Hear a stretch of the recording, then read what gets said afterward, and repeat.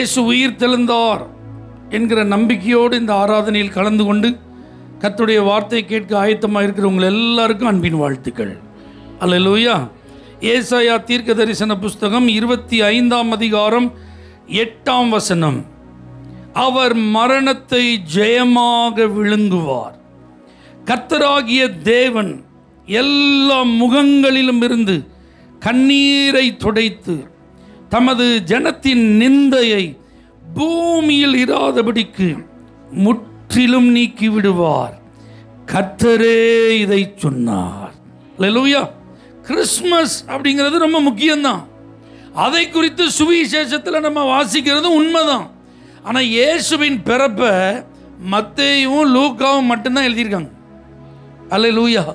ஆனால் இயேசுவின் பாடுகளை, இயேசுவின் மரணத்தை, இயேசுவின் உயிர்த்தெழுதலை 4 சுவிசேஷத்தில் நீங்கள் பார்க்கலாம்.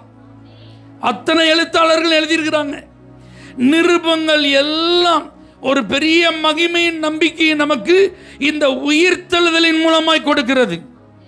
சர்ச்சுக்கு தேவையான ஆலோசனைகளை பரிசுத்தவான்கள் எழுதும்போது எதை பேஸ் பண்ணி எழுதினாங்க? இயேசுவின் உயிர்த்தெழுதல், அவர்களுடைய பிரசங்கம், அவர்களுடைய சுவிசேஷத்தை அறிவிக்கும் அந்த சூழ்நிலை, இதெல்லாம் நீங்கள் கவனித்து பார்த்தா அவங்க எதை தான் பேசியிருப்பாங்க? உயிர்த்தெழுதலை தான் அதிகமாக என்ன செஞ்சுருப்பாங்க? பேசியிருப்பாங்க. இந்த உயிர்த்தெழுதலை குறித்து மாத்திரம் புதிய ஏற்பாட்டில் 40 இடங்களில் குறிப்பிடப்பட்டிருக்கிறது. இப்போ இயேசு கிறிஸ்துவின் பிறப்பு அறிவித்த அதே ஏசாயா இந்த 25ஆம் அதிகாரம் 8வது வசனத்தில் அழகாக எழுதுகிறாரு. அவர் மரணத்தை நினைச்சி வரான், ஜெயமாய் விழுங்குவார். அல்லேலூயா. ஆண்டவர் தம்முடைய ஜனங்களின் முகங்களிலிருந்து வடிகிற கண்ணீரெல்லாம் துடைப்பார். அவர்களுடைய நிந்தைகளை எல்லாம் பூமியில் இராதபடிக்கு முற்றிலும் நீக்கி போடுவார். இதை ஏசாயா தீர்க்கதரிசியாகிய நான் சொல்லல, கர்த்தரே இதை சொன்னார். அல்லேலூயா. அப்போ இதனுடைய முக்கியத்துவத்தை நீங்கள் நல்லா கவனிக்கணும். இந்த வார்த்தை இந்த ஏசாயாவின் மூலமாய் வெளிப்படுத்தப்பட்டிருக்கிறது. கிறிஸ்மஸ் பற்றி, அவருடைய பிறப்பை பற்றி ஏசாயா தான் சொல்கிறாரு. இதோ ஒரு கன்னிகை கர்ப்பவதியாகி ஒரு குமாரனை பெறுவார். அப்போ கிறிஸ்மஸ் அப்படிங்கிறது ஒரு அற்புதம், அதில் மாற்று கருத்தே இல்லை. அது ஒரு மிரக்கிள், அதில் சந்தேகமே இல்லை. ஆனால் மரணத்திலிருந்து மறுபடி உயிரோடு எழும்புவது என்பது பெரிய அற்புதம். எத்தனை பேர் அதை நம்புறீங்க? அல்லேலூயா. மிகப்பெரிய அற்புதம். இயேசு இந்த பூமியில் பிறந்ததை காட்டிலும் இந்த உயிர்த்தெழுதல் என்பது ரொம்ப முக்கியத்துவம் வாய்ந்தது. இன்னைக்கு திருச்சபை, விசுவாச பிள்ளைகள், ஊழியர்கள் இந்த உயிர்த்தெழுதலை குறித்ததான நம்பிக்கை நிறைந்த போதனைகளை அதிகமாய் போதிக்காததுனால, கேட்காததுனால, நம்பாததுனால, அவைகளை சற்று சிந்தித்து பார்க்க நேரம் எடுக்காததுனால தான் விசுவாசத்தில் நம்ம பலவீனமாகிறோம். கிறிஸ்தவ வாழ்க்கையிலே நாம் சோர்வடைகிறோம். அதனால தான் ஆண்டவர் சொல்ல, தம்முடைய ஜனங்களின் முகங்களில் இருந்து கண்ணீரை துடைப்பார், அவர்களுடைய நிந்தைய பூமியில் இராதபடிக்கு நீக்கி போடுவார். கர்த்தரே எதை சொன்னார், அதை செஞ்சார். அல்லேலூயா. 4 நிலைகளிலே மரணத்தை ஜெயமாக விழுங்கின தேவன் தம்முடைய ஜனங்களுக்காக செயல்பட்டார். அதைத்தான் யோவான் எழுதின சுவிசேஷம் 20ஆம் அதிகாரம் 21ஆம் அதிகாரம், இந்த 2 அதிகாரங்களை மையமாய் வைத்து இன்றைக்கு நாம் சிந்திக்க இருக்கிறோம். ஆமேன். கர்த்தரே சொன்னார்ல, கர்த்தர் சொன்ன வார்த்தை மாறுவாரா? தம்முடைய ஜனங்களுக்காக எழுதியிருக்குல்ல, அவங்களுடைய அழுகையோ, அவர்களுடைய நிந்தையோ, அவருடைய வாழ்க்கையின் எந்த சூழ்நிலையோ அந்த சூழ்நிலைக்கு உதவி செய்யத்தான் இந்த உயிர்த்தெழுந்த இயேசு இருக்கிறார். அப்போ இன்னைக்கு இந்த வார்த்தையை கேட்கிற நீங்கள் இந்த சூழ்நிலையில் எதில் நீங்கள் இருந்தாலும் உங்களுக்கு ஒரு நம்பிக்கை இருக்குது. ஆமேன். முதலாவதாக வாசிப்போம். யோவான் எழுதின சுவிசேஷம் 20ஆம் அதிகாரம் அதனுடைய 15வது வசனத்தை நீங்கள் வாசிப்பீர்களானால், இயேசு அவளை பார்த்து, ஸ்திரீயே, ஏன் அழுகிறாய்? யாரை தேடுகிறாய் என்றார். அல்லேலூயா. ஏசப்பா உயிரோடு எழுந்ததுக்கு அப்புறம் முதல்ல பேசின வார்த்தை இதுதான். ஆமேன். ஸ்திரீயே, ஏன் அழுகிறாய்?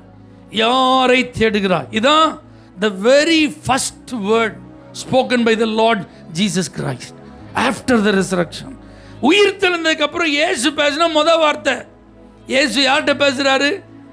மரியாள் என்கிற ஒரு சகோதரிகிட்ட பேசுறார். சகோதரிகளே, நீங்க ரொம்ப பாக்கியவான்கள். இயேசு உயிரோடு எழுந்ததுக்கப்புறம் ஆண்கள்கிட்ட முதல்ல நினைச்சில பேசல, முதல்ல அவரை நேசித்த ஒரு சகோதரிகிட்ட தான் பேசியிருக்கிறார். அப்போ நீங்கள் ஒவ்வொரு நாளும் எதிர்பாருங்க, உயிரோடு இருக்கிற இயேசு உங்களோடு பேசணும்னு சொல்லி. ஆமென். அவர் சும்மா பேசாம மரியாளேன்னு கூப்பிட்டு வேற பேசுறார். அப்போ பேரை சொல்லி வேற கூப்பிடுறாரு பாருங்க. அப்போ உங்களை அவர் தனிப்பட்ட விதத்தில் நன்கு அறிந்திருக்கிறார். அல்லேலூயா. He knows you by name. உங்களுடைய பெயரையும் அவர் அறிந்திருக்கிறார். உங்களுக்கு என்ன பேர் இருக்கோ அந்த பேர் அவருக்கு தெரியும். நிக் நேம் இருந்தாலும் அதுவும் தெரியும். ஒரு ஆமென் சொல்லுங்க. அப்போ இயேசு ஒரு இண்டிவிஜுவல் மேலே எவ்வளோ அக்கறையாக இருக்கார் பார்த்தீங்களா? ஒரு தனி நபர் மேலே எவ்வளவு கரிசனை உள்ளவராக இருக்கிறார். இந்த சகோதரி என்ன சூழ்நிலையில் இருந்தாங்க? 11வது வசனத்தை பார்த்தீங்கன்னா, மரியாள் கல்லறையின் அருகே வெளியே நின்று அழுது கொண்டிருந்தாள். அல்லேலூயா. எதுக்கு? இயேசுவை தேடி வந்தா அவரை வச்ச இடத்துல இயேசு இல்லை, அவரை காணவில்லை, அவரை பார்க்கலன்னு ஒன்று ஏமாற்றத்தில், வேதனையில், துக்கத்தில், வருத்தத்தில் அவர்கள் கண்ணீர் விட்டு அழுகுறாங்க. அப்படின்னா என்ன அர்த்தம்? அதை தன்னால் பொறுத்து கொள்ள முடியலை, தாங்கி கொள்ள முடியலை, அழுகையை அவர்களால் கட்டுப்படுத்த முடியலை. அப்படிப்பட்ட சூழ்நிலையில் தான் உயிர்த்தெழுந்த இயேசு வந்து நின்று பேர் சொல்லி கூப்பிட்டு, நீ ஏன் அழுற? அல்லேலூயா. அப்போ இன்னைக்கும் இந்த ஆராதனையில் வந்திருக்கிற உங்களுக்கான நற்செய்தி என்ன தெரியுமா? நீங்கள் எதற்காக அழுது கொண்டிருக்கிறீர்களோ அதிலே ஆண்டவர் அற்புதம் செய்வார். யாரை நினைத்து அழுது கொண்டிருக்கிறீர்களோ அந்த காரியத்தில் ஒரு விடுதலையை கர்த்தர் தருவார். எந்த சூழ்நிலை உங்களை அளவைத்துக் கொண்டிருக்கிறதோ அந்த சூழ்நிலையை கர்த்தர் மாற்றி ஒரு அற்புதத்தை செய்வார். இந்த மரியாளை ஏமாற்றத்தோடு திருப்பி அனுப்ப ஆண்டவர் விரும்பாதது போல இந்த ஆராதனைக்கு வந்திருக்கிற உங்களை ஏமாற்றத்தோடு அனுப்ப இயேசு விரும்பவில்லை.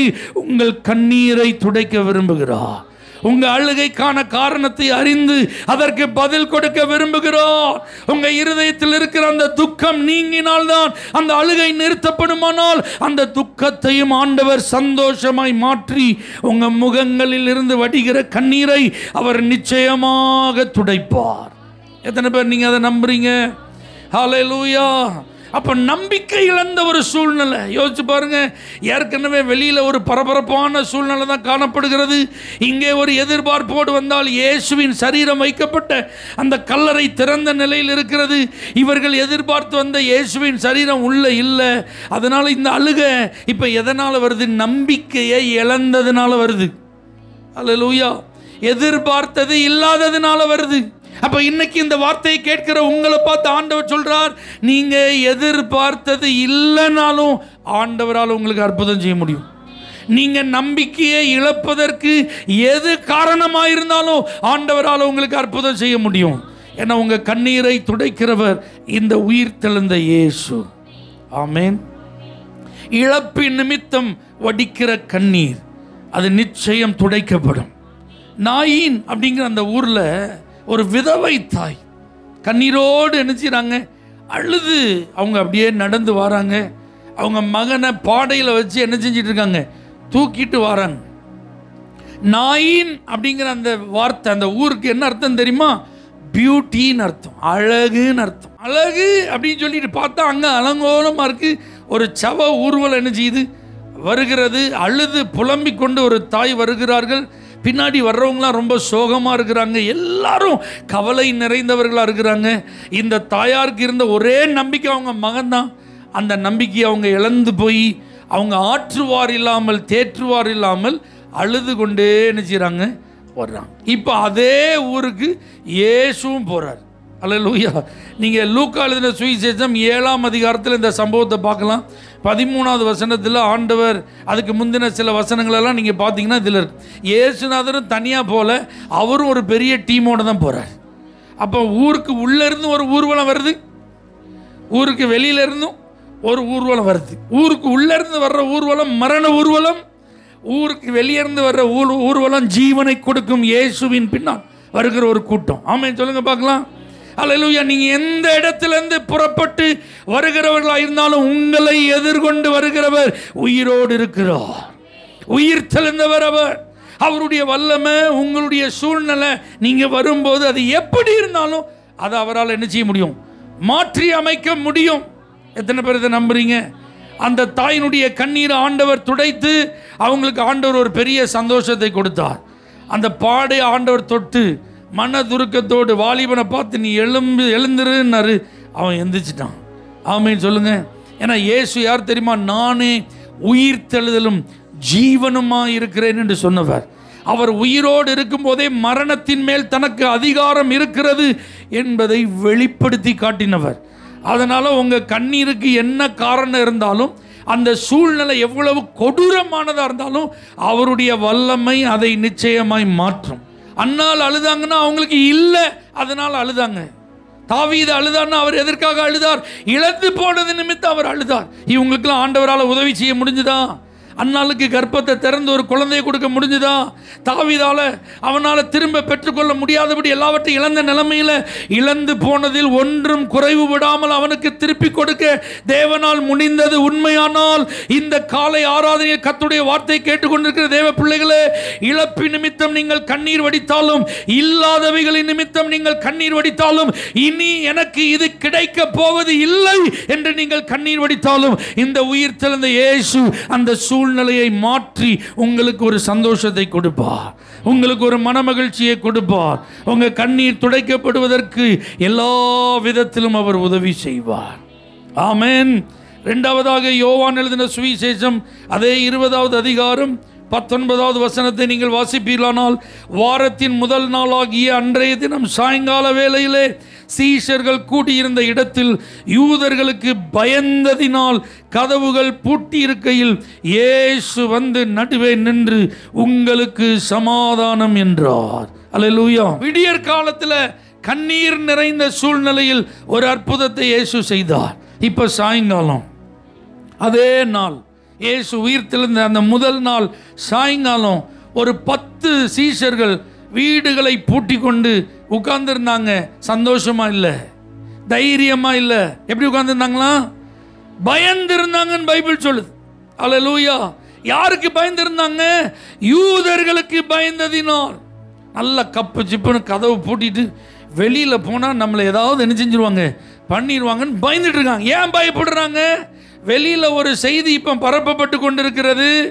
இயேசுவின் சரீரத்தை அவருடைய சீஷர்கள் என்ன செஞ்சிட்டாங்க? களவாய் எடுத்துக்கொண்டு போய்விட்டார்கள். அப்போ அவருடைய சரீரத்தை எங்கே வச்சிங்கன்னு ஒரு என்கொயரி வச்சா நமக்கு சம்மன் அனுப்பிடுவாங்க, நமக்கு பிடிவாரண்ட் என்ன செஞ்சிருவாங்க, கொடுத்துருவாங்க, நம்மளை அரெஸ்ட் பண்ணிடுவாங்க. நம்ம கண்ணு முன்னாடியே இயேசுவை படாத பாடு என்ன செஞ்சாங்க, படுத்துனாங்க. இப்போ அவங்க கையில் நம்ம சிக்கணும், செத்தோம். இதுதான் அவர்களுடைய பயத்திற்கு காரணம்.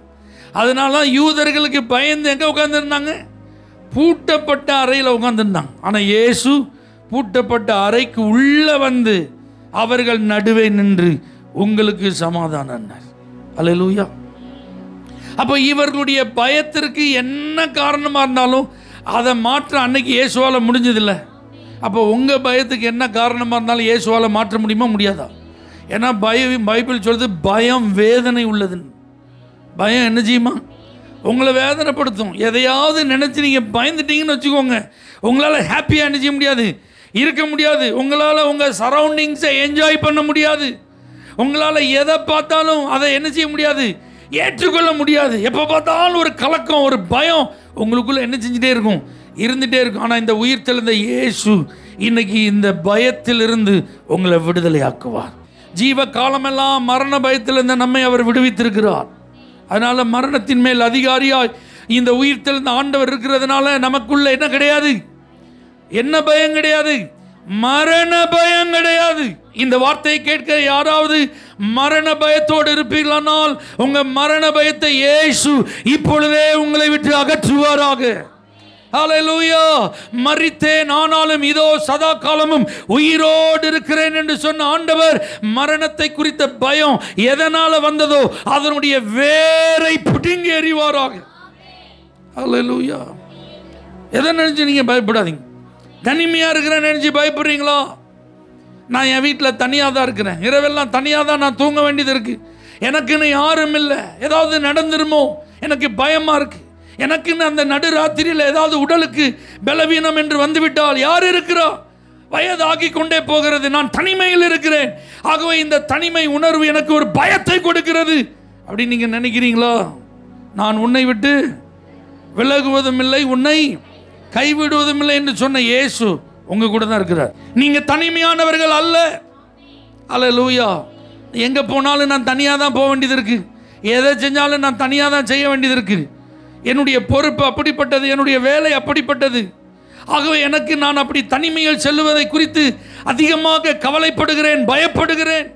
ஏதாவது அசம்பாவிதங்கள் நடந்து விடுமோ என்ற ஒரு கலக்கம் எனக்குள் இருக்கிறது என்று யாராவது நீங்கள் உங்கள் சூழ்நிலை, வேலை நிமித்தம், போக்குவரத்து, பிரயாணங்கள், இரவு நேர அதிகப்படியான அலைச்சல்கள் அல்லது பொறுப்பு நிமித்தம் எதையாவது நீங்கள் சுமந்து கொண்டு செல்லும்போது விலை மதிப்பு மிகுந்த பொருட்கள், பணங்கள் உங்கள்கிட்ட இருக்கிறதுனால இதை பத்திரமா கொண்டு போய் சேர்க்கணும், இந்த காரியத்தை நேர்த்தியாக செய்து முடிக்கணும், இதற்குரிய எல்லா அக்கௌண்ட்ஸையும் நான் செட்டில் பண்ணணும், ஆகவே நான் ஒவ்வொரு நாளும் பயத்தோடு தான் என் வேலையை என்ன செஞ்சிட்டு இருக்கேங்கிற நிலைமையில் நீங்கள் யாராவது இருப்பீங்களானால் உங்கள் பயங்களை கர்த்தர் உங்களை விட்டு மாற்றுவார். அல்லேலூயா. எங்கள் குடும்பங்கள், எங்களுடைய உடன்பிறப்புகள், சொந்த பந்தங்கள், இவர்களுடைய குடும்பங்களிலே ஒரு பாதிப்புகள் இருக்கிறது. இந்த பாதிப்பு நிமித்தம் ஒரு மரணம் சடுதியாய் சம்பவித்துக் கொண்டே இருக்கிறது. அடுத்தடுத்து மரணம் நிகழ்ந்து கொண்டே இருக்கிறது. இந்த குடும்பத்தில், அந்த குடும்பத்தில், அந்த குடும்பத்தில், ஒருவேளை அது என்னுடைய குடும்பத்திலும் வந்து விடுமோ என்கிற ஒரு பயம் இருக்கிறது என்ற நிலையில் இருப்பீங்களா? நீங்க இயேசுவால் ரட்சிக்கப்பட்டவங்க, அவருடைய பிள்ளைகள். மற்றவர்களுக்கு, இயேசுவை அறியாத உங்க குடும்ப அங்கத்தினர்கள் மற்றவர்களுக்கு நடந்தது போல உங்களுக்கு நடக்காது. உங்களுக்கு ஒரு தெய்வீக பாதுகாப்பு உண்டு. ஆகவே அதை குறித்து நீங்க பயப்பட வேண்டாம். ஒரு குறிப்பிட்ட வயது வரைக்கும் தான் எங்கள் குடும்பத்தில் ஆண்கள் வாழ்கிறார்கள். ஆண் வாரிசுகள் எங்களுடைய குடும்பங்களிலே நிலைப்பதில்லை. ஒரு குறிப்பிட்ட வயது வரைக்கும் திருமணங்கள் நடப்பதில்லை. குறிப்பிட்ட காரியங்கள் எங்களுடைய வாழ்வில் தடையாகி கொண்டே போகிறது. ஆகவே எங்களுடைய எதிர்காலங்களை நாங்கள் நினைக்கும் போது எங்களுக்கு பயமாக இருக்கிறது என்கிற நிலையில் யாராவது இந்த வார்த்தையை நீங்கள் கேட்டுக்கொண்டிருப்பீர்களானால் அப்படிப்பட்ட பயங்களிலிருந்தும் இயேசு உங்களை விடுவிப்பார். இந்த உயிர்த்தெழுந்த இயேசுவின் வல்லமை அப்படிப்பட்ட தலைமுறைகளை பாதித்து கொண்டிருக்கிற அந்த பாதிப்புகளிலிருந்து உங்களை விடுவிக்கும். நீங்கள் பயப்பட வேண்டிய அவசியம் இல்லை. ஒரு வேலை செய்யறதுக்கு எனக்கு பயமாக இருக்குது, இதை வெற்றிகரமாக செஞ்சு முடிப்பேனா அப்படிங்கிறது எனக்கு ஒரு பயமாக இருக்குது. ஒரு பிஸ்னஸ் பண்ணுறதுல எனக்கு ஒரு கலக்கம் இருக்குது, என்னால் இதில் சக்ஸஸ் பண்ண முடியுமா எனக்கு ஒரு கலக்கம், ஒரு பயம் இனம் புரியாமல் எனக்குள் வருகிறது. இந்த காரியத்தை நிர்வாகம் பண்ணணும், என்னால் பண்ண முடியுமா, ஒரு கேள்விக்குறி எனக்குள் ஒரு பயத்தை, நடுக்கத்தை என்ன செஞ்சிட்டே இருக்கு, கொடுத்து கொண்டே இருக்கிறது. என் மேலே இருக்கிற அந்த பொறுப்பை என்னால் நிறைவேற்ற முடியுமா என்கிற எண்ணங்கள் எனக்குள்ள இருக்கிற சந்தோஷத்தை எடுத்து போடுகிறது. நர்வஸாக இருக்கிறேன். No need to nervous. Hallelujah. நீங்கள் அப்படி பயப்பட வேண்டிய அவசியம் இல்லை, கலங்க வேண்டிய அவசியம் இல்லை, நடுங்க வேண்டிய தேவையில்லை. மீட்பர் உயிரோடு இருக்கிறார், உங்களோடு கூட இயேசு இருக்கிறார். ஞானத்தை கொடுப்பார், பலத்தை கொடுப்பார், சாமர்த்தியத்தை கொடுப்பார், காரிய சித்தியை கொடுப்பார், தைரியத்தை கொடுப்பார், மனித தயவுகளை கொடுப்பார், சாதகமான சூழ்நிலைகளை கொடுப்பார், நல்ல அனுகூலங்களை தருவார். நீங்க பயமில்லாம உங்க வேலையை செஞ்சு முடிக்க ஆண்டவர் உங்களுக்கு கிருபை தருவார். எத்தனை பேர் ஆமென் சொல்றீங்க? அல்லேலூயா. இதில் ஒரு ஆச்சரியமான செய்தி என்ன தெரியுமா? நம்ம தைரியமாக சொல்கிறோம்ல, இயேசு என் கூட இருக்கிறாரு, ஆனால் நான் ஏன் பயப்படணும்? நான் உங்களை பார்த்து சொல்கிறேன், இயேசு உங்கள் கூட இருக்கிறாரு, நீங்கள் பயப்படாதீங்க. ஏன் சொல்கிறேன்னு தெரியுமா? உயிர் தெழுந்த இயேசு இப்போ எங்கே வந்து நிற்கிறாரு? பூட்டப்பட்ட வீட்டுக்குள்ளே வந்து நிற்கிறார்.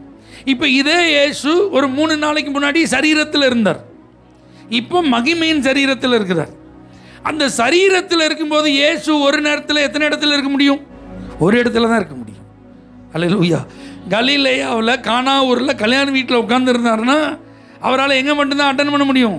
கல்யாண ஃபங்க்ஷன் மட்டும்தான் அட்டன் பண்ண முடியும். அல்லேலூயா. நாயின் ஊருக்கு போனார்னா நாயின் ஊர் அந்த விதவை தாயை சந்தித்தா அந்த அம்மாவை மட்டும்தான் அந்த நேரத்தில் என்ன செய்ய முடியும்? சந்திக்க முடியும். நான் சொல்கிற அர்த்தத்தை நல்லா புரிஞ்சுக்கிட்டீங்களா? அவர் நம்மை போல சரீரத்தில் இருந்த நாட்களில் ஒரு இடத்துல தான் அவரால் என்ன செய்ய முடியும்?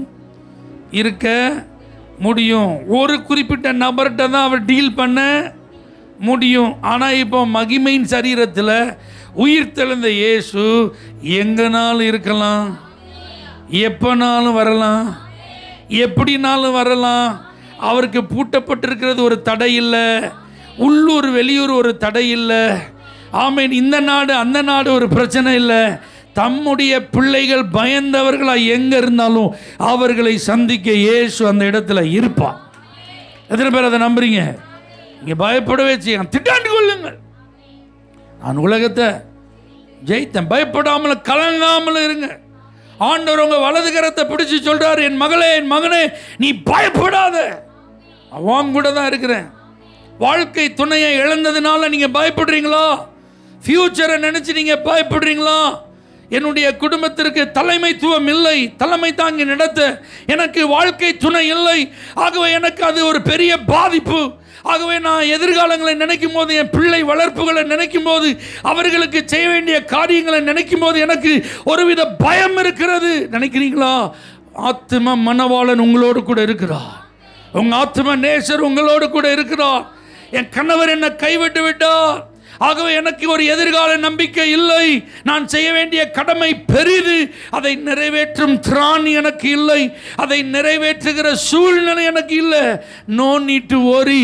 இயேசு உங்கள் கரத்தை பிடித்து இன்னைக்கு சொல்லுகிறார், உன் புருஷன் உன்னை கைவிட்டிருக்கலாம், ஆனா என் மகளை நான் உன்னை கைவிட மாட்டேன், நீ பயப்படாத. அல்லேலூயா. பயம் நிறைந்த சூழ்நிலையை மாற்றுகிற உயிர் தெழுந்த இயேசு. ஆமென் சொல்லுங்க பார்க்கலாம். யோவான் 20ஆம் அதிகாரம் 26, 27 வாசித்தால் மூன்றாவதாக ஒரு சூழ்நிலையை நம்ம அங்கே பார்க்குறோம். மறுபடியும் 8 நாளைக்கு பின்பு அவருடைய சீஷர்கள் வீட்டுக்குள்ளே இருந்தார்கள். தோமாவும் அவர்களுடனே கூட இருந்தான். கதவுகள் பூட்டப்பட்டிருந்தது.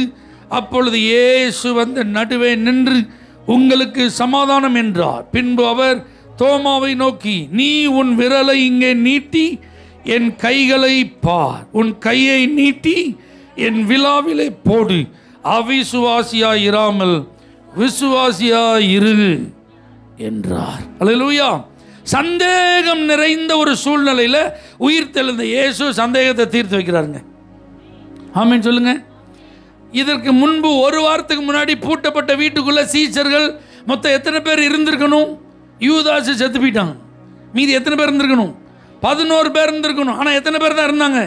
10. தோமா மிஸ்ஸிங். தோமா எங்கே போனார் தெரியல. அல்லேலூயா. இயேசுவை எடுத்துகிட்டு போயிட்டு அவருடைய பாடியை நம்ம தான் திருடிட்டோன்னு உலகம் ஃபுல்லாக பேசிக்கிட்டு இருக்காங்க. எல்லாரும் அதை நம்புகிறாங்க. அதனால் கண்டிப்பாக நம்ம எங்கே இருக்கோன்னு சொல்லி என்ன செஞ்சுருவாங்க? தேடி கண்டுபிடிச்சிருவாங்க. மாட்டினோம்னா அவ்வளோதான், நான் எங்கேயாவது எஸ்கேப் ஆக போகிறேன், நீங்கள் யாராவது வர்றீங்கன்னா என் கூட வாங்கன்னு கூப்பிட்டாரா என்னன்னு தெரில. அல்லேலூயா. அல்லது இவர் ஏதாவது தனிப்பட்ட அலுவலுக்காக வெளியே போனாரானும் தெரியல. அல்லது இந்த 10 பேர் தான் இவரை நீ எங்கேயாவது போயிட்டு வாப்பான்னு சொன்னாங்களோ அதுவும் தெரில. அடுத்தது உங்கள் கூட உட்காந்துட்டே இருந்த கதை நடக்காது. நமக்கு 1000 காரியம் என்ன செய்யணும்? ஆகணும். அதனால் பபாய் சியூன்னு அவர் போனாரான்னு நமக்கு என்ன செய்யலை தெரில. ஆனால் என்ன நடந்தது தெரியுமா? இயேசு அந்த 10 பேரை சந்திச்சுட்டு போனதுக்கப்புறம் இவங்கெல்லாம் போய் என்ன செய்கிறாங்க? தோமா, நம்ம ஆண்டவர் உயிரோடு இருக்கிறார்ப்பா, நாங்கள் பூட்டிட்டு ரூமில் உள்ளே உட்காந்துருந்தோம், அவர் உள்ளே வந்து உங்களுக்கு சமாதானம்னு என்ன செஞ்சார்? சொன்னார். சொன்னது மட்டும் இல்லைப்பா, சாப்பிட்றதுக்கு ஏதாவது இருக்கான்னு கேட்டு எங்கள் கூட சேர்ந்து என்ன செஞ்சார்? ஃபிஷ் ஃப்ரைலாம் என்ன செஞ்சார்? சாப்பிட்டாரு. அல்லேலூயா. அப்போ இவன் என்ன செஞ்சுருக்கணும்? ஐயோ, யாரையாவது விட்டு அனுப்பி எனக்கு தகவல் சொல்லியிருக்கலாம்ல, இப்போ இருக்கிற மாதிரி செல்ஃபோன்னா ஃபோன் பண்ணியிருக்கலாம்லான்னு கேட்டிருப்பார். ஆனால் அப்போ ஃபோன் இல்லை, யாரையாவது அனுப்பி விட்டுருக்கலாம் இல்லையா? அல்லது இயேசுவையாவது கொஞ்சம் வெயிட் பண்ணுங்க, ஜீசஸ் தாமஸ் இங்கே தான் நினச்சிருக்காரு, போயிருக்காரு, அவர் வந்துடுவார்னு சொல்லி அவரையாவது உட்கார வச்சிருக்கலாம்ல. அப்படி தானே சொல்லியிருக்கணும் நல்லவண்ணா. நம்மால் என்ன சொன்னார்? இதெல்லாம் நான் நம்புறதுக்கு என் காதில் நீங்கள் பூச்சுத்த என்ன செய்யாதீங்க, முயற்சி பண்ணாதீங்க. நான் ஒரு காரியத்தை நம்பணுன்னா அதை கண்ணால் என்ன செய்யணும்? கண்ணால் மட்டும் இயேசுவை பார்த்தா நம்ப மாட்டேன். என் விரலை நீட்டி அவர் காயத்தை என்ன செய்யணும்? தடவி பார்க்கணும். என் கையை அப்படியே நீட்டி அவருடைய விழாவில் என்ன செய்யணும்? அப்போ தான் நம்புவேன்னா பாருங்க. இப்போ ஒருத்தன் சொல்கிறான்னா நம்ப வேண்டாம், ஏதோ உற்சாகத்தில் சொல்கிறான் போலன்னு நினைக்கலாம். பைபிள் சொல்லுது 2-3 சாட்சிகளினால உறுதிப்படும். அப்போது 2-3 பேர் சொன்னாலும் அதை என்ன செஞ்சுருக்கணும்? இப்போ எத்தனை பேர் சொல்கிறான்? 10 பேர் சொன்னாலும் நான் நம்ப மாட்டேன். ஊரே சொல்லட்டியா, நான் எதுக்கு நம்பணும்? நான் நம்ப மாட்டேன். அந்த மாதிரி கேஸ் யாரு? தோமா. அவர் தான் எங்கே வந்தார்? இந்தியாவுக்கு வந்தார். சுமார் 20 வருஷம் 22 வருஷம் சொல்கிறாங்க. கேரளாவிலும் தமிழ்நாட்டிலும் என்ன செஞ்சிருக்கிறாரு? ஊழியம். அவர் நல்ல மனுஷன். நீங்கள் அவரை சந்தேக பிராணியாகவே பார்க்கக்கூடாது. அல்லேலூயா. அவர் சந்தேகம் நிறைஞ்ச சூழ்நிலையில் இருந்தவரை இயேசு சந்தித்து அவரை மாற்றிட்டார். அல்லேலூயா. என் தேவனே என் ஆண்டவரேன்னு காலில் விழுந்துட்டார். ஆமேன் சொல்லுங்கள் பார்க்கலாம். இப்போ பாருங்கள், இவருடைய சூழ்நிலையை அறிஞ்சு ஆண்டவர் இவருக்காக ஒரு வாரம் கழித்து வர்றார் பாருங்க. ஆமேன் சொல்லுங்கள். வந்த உடனே உங்களுக்கு சமாதானம்ட்டு நேராக யார் தான் பார்த்தார்? தோமா தான். இங்கே வா, உன் கையை நீட்டு, உன் விரலை நீட்டு. இவனுக்கு எப்படி இருந்திருக்கும்? இந்த பையில எவனா போட்டு விட்டானோ, சொல்லி கொடுத்துருப்பானோ. இப்படி தான் நமக்கு பிரச்சனை. ஏதாவது ஒரு விஷயம் வெளியே தெரிஞ்சுட்டுன்னு வச்சுக்கோங்க. யாரோ சொல்லிட்டாங்களோ, ஒருத்தரும் சொல்ல வேண்டாம், எல்லாம் அவருக்கு தெரியும். எத்தனை பேர் அதை நம்புறீங்க? உங்கள் நிலைமை, உங்கள் சூழ்நிலை, உங்கள் இருதயத்தின் நினைவு, நீங்கள் பேசினது எல்லாமே யாருக்கு தெரியும்? இயேசுவுக்கு தெரியும்.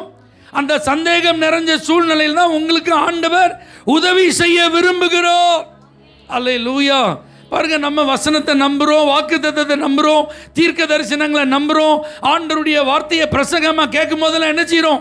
நம்ம நம்புகிறோம். ஆனால் ஒரு குறிப்பிட்ட சூழ்நிலைன்னு வரும்போது நம்மளால் என்ன செய்ய முடியல, சில காரியத்தை நம்ப முடியல. இது எனக்கு நடக்குமா அப்படின்னு சொல்லி வரும்போது அது நம்முடைய உள்ளத்தால் என்ன செய்ய முடியல, நம்ப முடியலை.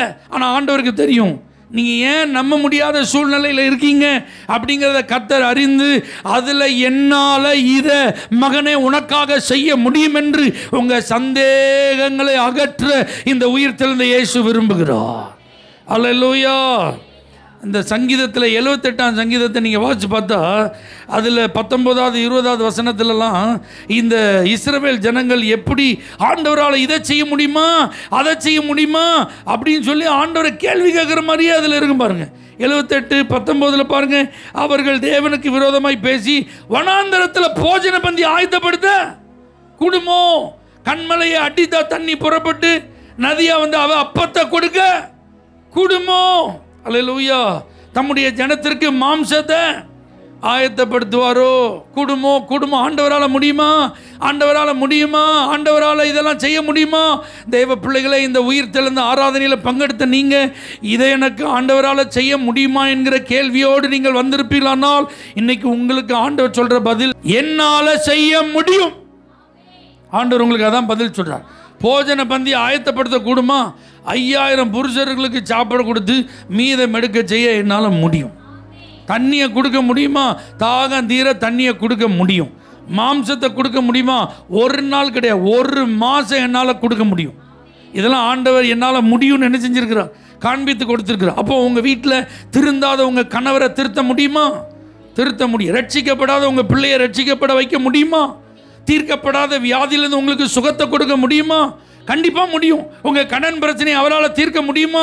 கண்டிப்பாக முடியும். உங்கள் வீட்டை முழுசாக கட்டி முடிக்க அவருக்கு உதவி செய்ய முடியுமா? முடியும். உங்கள் தேவைகள் எதுவாக இருந்தாலும் அதை அவரால் சந்திக்க முடியும். உங்கள் வாழ்க்கையின் பிரச்சனைகள் எதுவாக இருந்தாலும் அதை அவரால் தீர்க்க முடியும். ஆண்டவரால் முடியாது அப்படின்னு ஒன்றுமே கிடையாது. எல்லாவற்றையும் அவர் செய்து முடிப்பார்.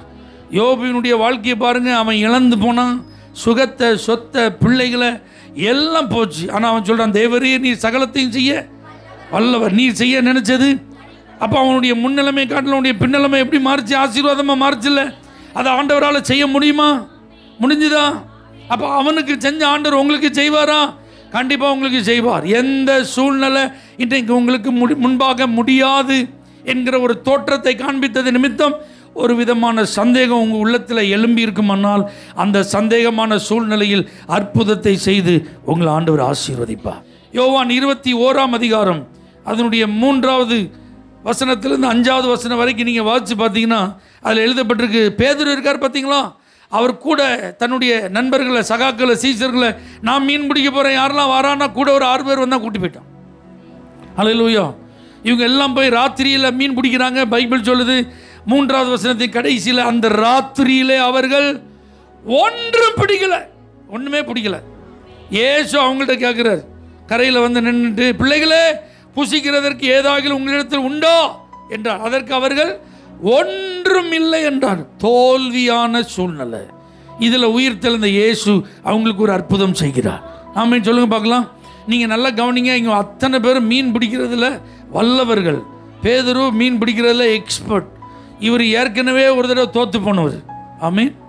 லூக்கா எழுதின சுவிசேஷம் 5வது அதிகாரத்தில் பார்க்கல, முழுவதும் பிரயாசப்பட்டு ஒரு மீன் கூட பிடிக்கலன்னு ஏமாந்து போயிருந்த தோல்வி அடைஞ்ச பேதுருவுக்கு இயேசு வந்த பிறகு தான் அற்புதம் நடந்தது.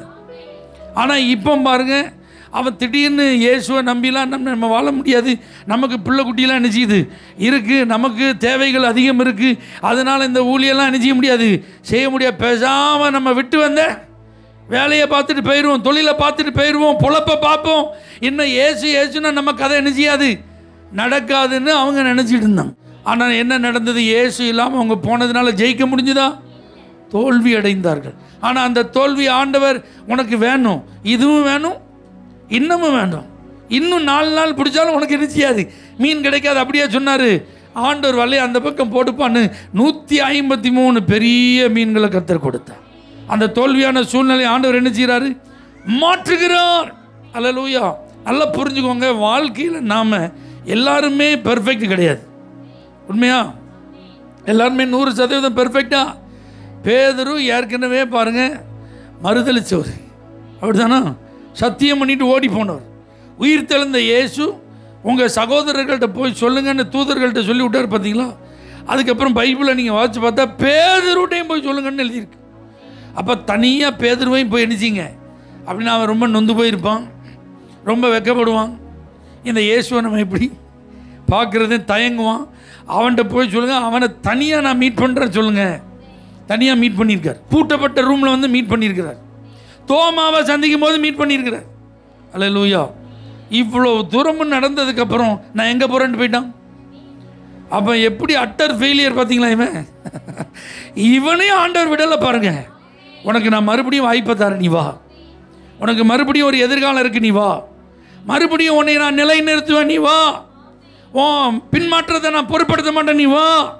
உன் வீழ்ச்சியை நான் குற்றப்படுத்த மாட்டேன், நீ வா. உன்னால் முடியலை, நான் பார்த்துக்கிறேன், வா. ஆண்டவர் கூப்பிட்றார், பார்த்தீங்களா? இதுதான் இந்த உயிர் தெழுந்த இயேசு செய்கிற ஒரு அற்புதம். அவருக்கு தெரியும் உங்களால் முடியலன்னு சொல்லி, நம்மளால் நிலை நிற்க முடியலன்னு அவருக்கு தெரியும். நம்முடைய விசுவாசம் ஆட்டம் காணுகிறது அவருக்கு தெரியும். முன் வச்ச கால் இப்போ முன்னாடி போக மாட்டேங்கி, பின்னாடி இழுக்குது அவருக்கு தெரியும். ஆமீன். சில வேதனைகள், சில சோதனைகள் நம்முடைய விசுவாச வாழ்க்கையை பாதிக்குது அவருக்கு தெரியும். இதனால நாம் நிறைய தோல்விகளை என்ன செஞ்சிட்டு இருக்கிறோம்? சந்தித்து கொண்டிருக்கிறோம். ஆனால் கர்த்தர் அந்த தோல்விகளை ஜெயமாய் மாற்ற இந்த காலை நேரத்தில் உங்களை சந்திக்கிறார். அல்லேலூயா. இந்த பேதுரு இயேசுவை மறுதளிச்சான், பார்த்தீங்களா? அந்த இடத்துல கரி நெருப்பு போட்டிருந்துச்சு. பைபிளில் 2 இடத்துல தான் அந்த இடம் அப்படி வார்த்தை வருது. அந்த இடத்துல கரி நெருப்பு போட்டிருந்தது. அங்கே போய் உட்கார்ந்தான். நீனும் அவர்களில் ஒருவன் சொன்னோன்னே சபிச்சு சத்தியம் மட்டும் ஓடி வந்துட்டான். இப்போ கரைக்கு வந்தால் இயேசு என்ன செய்கிறாரு?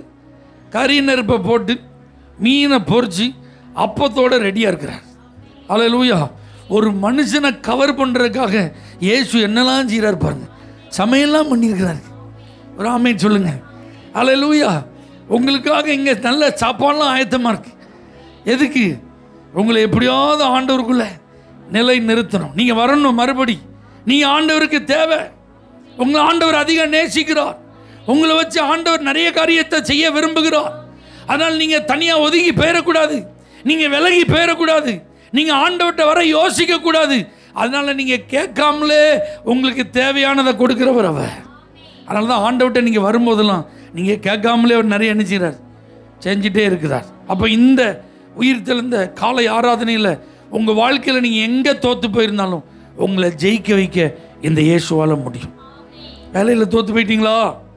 பிஸ்னஸில் தோற்று போயிட்டீங்களா? ஃபேமிலி லைஃப்பில் தோற்று போயிட்டீங்களா? எதில் நீங்கள் தோல்வி அடைஞ்சிருந்தாலும், ஆவிக்குரிய வாழ்க்கையில் தோல்வி அடைஞ்சிருந்தாலும் உங்களை நிலைநிறுத்த இந்த இயேசுவால் முடியும். இந்த உயிர் தெழுந்த இயேசு அதுக்கு தாங்க வந்திருக்கிறார். ஈஸ்டர் அப்படின்னா என்ன? ஏன் இதெல்லாம் நம்ம கொண்டாடுறோம்? இதுதான் நமக்கு நம்பிக்கையை தருகிறது. இதுதான் ஒரு புதிய துவக்கத்தை தருகிறது. இதுதான் நமக்கு ஒரு புதிய ஆரம்பத்தை தருகிறது. இதுதான் ஒரு புதிய வாய்ப்பை தருகிறது. எத்தனை பேர் இதெல்லாம் நம்புறீங்க? இன்னைக்கு தோல்வியில் இருக்கிற உங்களுக்கு கர்த்தர் ஒரு வாசலை திறக்கிறார். கர்த்தர் ஒரு வாய்ப்பை கொடுக்கிறார். கர்த்தர் ஒரு வழியை உண்டு பண்ணுகிறார். உங்கள் வெற்றிக்கான எல்லா ஆயத்தங்களையும் அவர் செய்து வைத்திருக்கிறார். அல்லேலூயா. நீங்கள் அவர்கிட்ட வந்தால் போதும். ஆமென். இந்த ஆண்டவர் இவங்களை சந்தித்த போதெல்லாம் அவங்கள பேசினதெல்லாம் பாருங்கள். நீங்கள் பயப்படாதீங்க, நீ விசுவாசியாயிரு. அல்லேலூயா. நீ என்னிடத்தில் அன்பாய் இருக்கிறாயா? இதுதான் ஆண்டவர் கேட்டார். அப்போ இந்த உயிர் தெழுந்த காலை நேரத்தில் உங்கள்டையும் ஏண்டையும் ஆண்டவர் என்ன கேட்குறான்னு நினைக்கிறீங்க? அல்லேலூயா. ஆண்டவர் உங்களை பார்த்து நீ அழாத அழாதன்னு தான் சொல்கிறார். அல்லேலூயா. நீங்கள் என்ன செய்ய வேண்டாம், பயப்படாதீங்க, அப்படி தான் கர்த்தர் சொல்கிறார். மூணாவது, ஆண்டவர் உங்களை பார்த்து நீ விசுவாசியாயிரு, அதுதான் கர்த்தர் சொல்கிறார். நாலாவது, நீ அன்பாயிரு. நீ என்னிடத்தில் எப்படி இரு? அன்பாயிரு. ஆண்டவர் உங்களை அதிகமாக நேசிக்கிறார். இந்த உலகத்தில் உள்ள எல்லாரை காட்டிலும் இயேசு உங்களை நேசிக்கிறார். அதனால் அவரும் உங்கள்கிட்ட இந்த உலகத்தில் உள்ள எல்லாரை காட்டிலும் நீங்கள் அவரை நேசிக்கணும்னு அவர் எதிர்பார்க்கிறார். யோனாவின் குமாரனாகிய சீமோனே, நீ என்னிடத்தில் அன்பாக இருக்கிறாயான்னு கேட்டுட்டு விடலை, இவர்கள் எல்லாரை காட்டிலும் என்னிடத்தில் அன்பாக இருக்கிறாயா? எனக்காக தான் இயேசு உயிர் தெழுந்தார், அதனால் எனக்கு ஒரு புதிய நம்பிக்கை இருக்குது அப்படின்னு சொல்கிற நீங்கள் ஒவ்வொருத்தரும் இந்த இயேசுவை நேசிப்பதற்கு உங்களை அர்ப்பணிங்க. நீங்கள் இயேசுவை நேசிப்பதற்கு எது அடையாளம் தெரியுமா? அல்லேலூயா. நீங்கள் வந்து பார்த்துட்டீங்க, இனிமே போய் சொல்லணும். இந்த இயேசு உயிரோடு இருக்கிறான்னு உங்களுக்கு தெரிஞ்சு போச்சு. ஏன்னா நீங்கள் வந்து என்ன செஞ்சிட்டீங்க? பார்த்துட்டீங்களா? இந்த இயேசு உயிரோடு இருக்கிறான்னு உங்களுக்கு நல்லா தெரியும். ஆனால் இப்போ நீங்கள் செய்ய வேண்டியது, நான் செய்ய வேண்டியது என்னென்னா போய் சொல்லணும். இந்த இயேசு உயிரோடு இருக்கிறான்னு தெரியாமல் நிறைய பேர் அழுதுட்டுருக்காங்க, அவங்களுக்கு நீங்கள் போய் சொல்லணும். இந்த இயேசு உயிரோடு இருக்கிறான்னு தெரியாமல் நிறைய பேர் பயந்துட்டு இருக்காங்க, அவங்களுக்கு போய் நீங்கள் சொல்லணும். இந்த இயேசு உயிரோடு இருக்கிறான்னு தெரியாமல் நிறைய பேர் சந்தேகத்தோடு வாழ்ந்துட்டு இருக்கிறாங்க, அவங்களுக்கு போய் நீங்கள் சொல்லணும். இந்த இயேசு உயிரோடு இருக்கிறான்னு தெரியாமல் நிறைய பேர் தோல்வி அடைந்ததுனால இதுதான் என்னுடைய முடிவுன்னு வாழ்ந்துட்டு இருக்கிறாங்க, அவங்கள்ட்ட போய் சொல்லணும். இயேசு உயிரோடு இருக்கிறார். நீங்கள் அழாதீங்க, நீங்கள் பயப்படாதீங்க, நீங்கள் சந்தேகப்படாதீங்க, நீங்கள் ஜெயிப்பீங்க. இதெல்லாம் நீங்கள் சொல்லணும், இதை போய் சொல்லணும். அதை தான் கர்த்தர் இன்னைக்கு நமக்கு கட்டளையாய் கொடுக்கிறார். எத்தனை பேர் நான் போய் அழுது கொண்டு இருக்கிறவங்கள பார்த்து சொல்லுவேன், பயந்துட்டு இருக்கிறவங்கள பார்த்து சொல்லுவேன், கடவுள் மேலே இருக்கிற சந்தேகத்தோடு இருக்கிறவங்களுக்கு நான் போய் சொல்லுவேன், வாழ்க்கையில் தோல்வி அடைஞ்சவங்களுக்கு நான் போய் சொல்லுவேன்னு சொல்கிறவங்க எல்லாரும் உங்கள் கைகளை உயர்த்தி கர்த்தரை ஸ்தோத்திரம் பண்ணுங்க பார்க்கலாம். பரிசுத்த பிதாவே, நீங்கள் இன்றைக்கும் உயிரோடு இருக்கிறதுனால கண்ணீர்கள் துடைக்கப்படுகிறது, பயங்கள் நீங்குகிறது, சந்தேகங்கள் விலகுகிறது, தோல்விகள் மறைந்து வெற்றி உண்டாகிறது. ஆண்டவரே, இதெல்லாவற்றையும் நாங்கள் அனுபவிக்க கிருபை தந்திருக்கிறதற்காக ஸ்தோத்திரம். இதை அனுபவிக்க முடியாத நிலையில் இருக்கிறவர்களுக்கு நாங்கள் போய் சொல்ல எங்களை அர்ப்பணிக்கிறோம். இந்த வார்த்தை கேட்ட எல்லாருடைய வாழ்விலும் இந்த உயிர்த்தெழுந்த இயேசு கிரியை நடப்பிப்பீராக. இயேசுவின் நாமத்தில் பிதாவே, ஆமென். For prayer contact, Pastor J. J. Kumar, El Shaddai Ministries, 9500252586, Surandai.